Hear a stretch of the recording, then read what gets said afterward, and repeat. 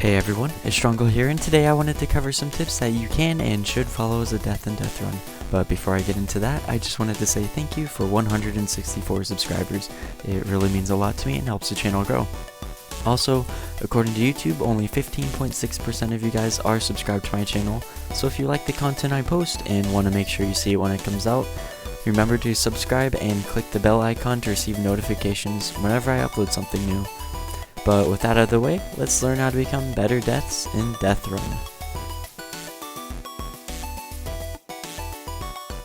Use the tools you have at your disposal. The stick in the first slot of your inventory allows you to move back to earlier traps in the match, and the arrow in the second slot will allow you to move up to later traps. Using these items effectively will mean you no longer need to play catch up with players, and you won't have to worry about running alongside them the entire match. Knowing your objective is the next step at being better as a death in Deathrun. Your objective is not to kill whoever's at the front of the group of runners, and you cannot technically win as a death in Deathrun. Your goal is to simply just get as many trap kills as possible.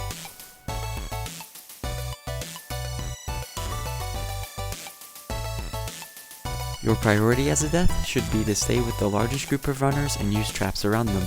This will maximize the amount of kills and XP you gain from each game as a death, and as opposed to maybe getting 1 or 2 kills by going after whoever's at the front of the pack, you can end the game with significantly more by maybe waiting and letting the people at the front go past you and focusing on the core of the runners.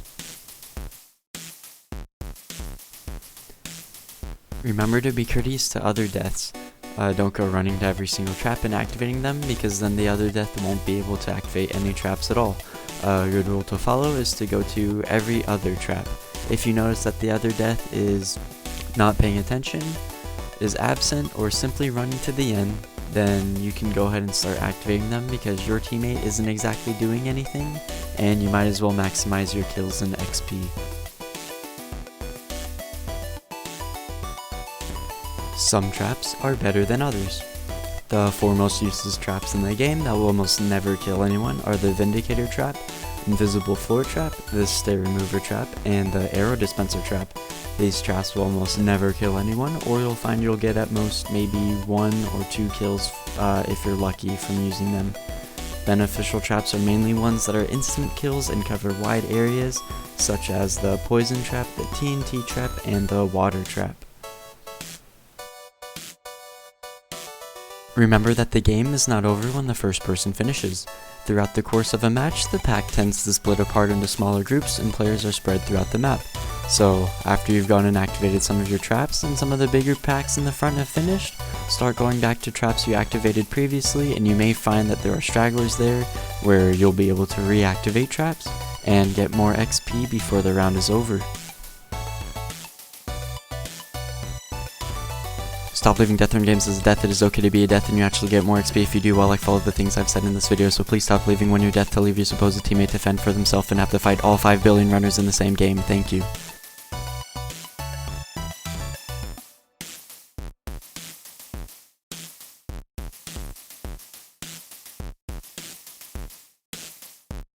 So here's an example of what you might be able to, or already are able to do, if and when you're a more experienced death. Here I was scrambling to find traps I could set myself up at, because my teammate was not only running to every single trap instead of teleporting, but was also activating traps the second they became available. Because of this, I was unable to get many kills for the majority of the game, but I did manage to find a good section of the map where I could effectively lock players in a loop of traps, and I was able to just farm kills off of them and stall them for the rest of the game. In doing this, I managed to get 59 kills before the end of the game, and I only started out with 18 before I started the loop. I'll go ahead and let the rest of this clip play out, as it was a highlight from the matches I'd played over the past few days. Remember to leave a thumbs up if you enjoyed the video and found it helpful, and subscribe if you like the content that I make. You can unsubscribe at any point in time, but especially as a smaller channel, every subscriber I get is really important towards growing. And with that being said, I hope you all have a wonderful rest of your day. Bye bye.